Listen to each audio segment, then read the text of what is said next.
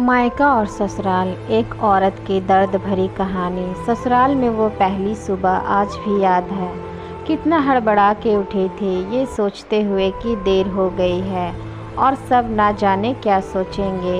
एक रात ही तो नए घर में काटी और इतना बदलाव जैसे आकाश में उड़ती चिड़िया को किसी ने सोने के मोतियों का लालच देकर पिंजरे में बंद कर दिया हो। शुरू के कुछ दिन तो यूं ही गुजर गए। हम घूमने बाहर चले गए। जब वापस आए तो सासू माँ की आंखों में खुशी तो थी, लेकिन बस अपने बेटे के लिए ही दिखी मुझे। सोचा शायद नया नया रिश्ता है, एक दूसरे को समझते देर लगेगी, लेकिन समय ने जल्दी ही एहसास करा दिया कि मैं यहाँ बहू हूँ, जैसे चाहूँ वैसे नहीं रह सकती। कुछ कायदा मर्यादा है जिनका पालन मुझे करना होगा। धीरे धीरे बात करना, धीरे से हंसना, सबके खाने के बाद खाना, ये सब आदतें जैसे अपने आप ही आ गई। घर में माँ से भी कभी कभी ही बात होती थी। धीरे धीरे पीहर की याद सताने लगी। ससुराल में पूछा तो कहा गया अभी नहीं, कुछ दिन बाद।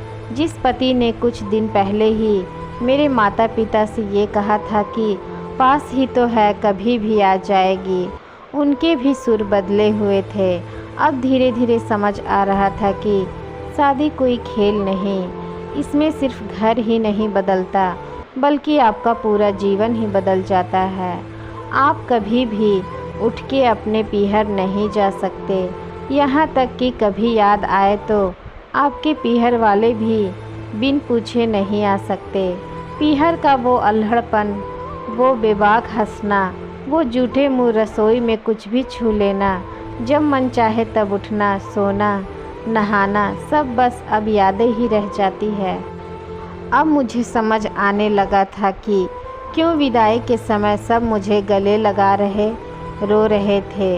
असल में मुझसे दूर होने का एहसास तो उन्हें हो ही रहा था, लेकिन एक और बात थी जो उन्हें अंदर ही अंदर परेशान कर रही थी कि जिस सच से उन्होंने मुझे इतने साल दूर रखा, अब वो मेरे सामने ही आ जाएगा।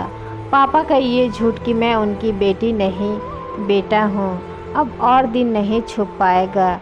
उनकी सबसे बड़ी चिंता ये थी, अब उनका ये बेटा जिसे कभी बेटी होने का एहसास ही नहीं कराया था, जीवन के इतने बड़े सच को कैसे स्वीकार करेगा। माँ को चिंता थी कि उनकी बेटी ने कभी एक गिलास पानी का नहीं उठाया तो इतने बड़े परिवार की जिम्मेदारी कैसे उठाएगी।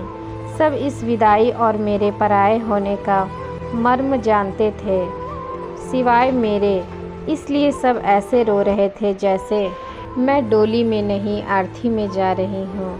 आज मुझे समझ आया कि उनका रोना गलत नहीं था।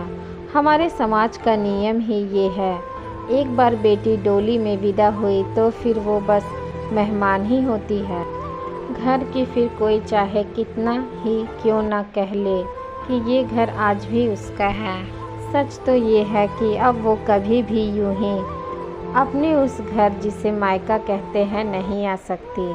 हजारों समस्याओं और परेशानी आने पर भी उसी को हल करना है, हंसते हुए गम छुपाते हुए। क्या यह तपस्या से कम नहीं है? तो दोस्तों, आज की ये स्टोरी कैसी लगी कमेंट बॉक्स में कमेंट करके ज़रूर बताइएगा। अच्छी लगी हो तो चैनल को लाइक शेयर एंड सब्सक्राइब जरूर कर लीजिएगा। मिलते हैं नेक्स्ट स्टोरी के साथ, तब तक के लिए धन्यवाद।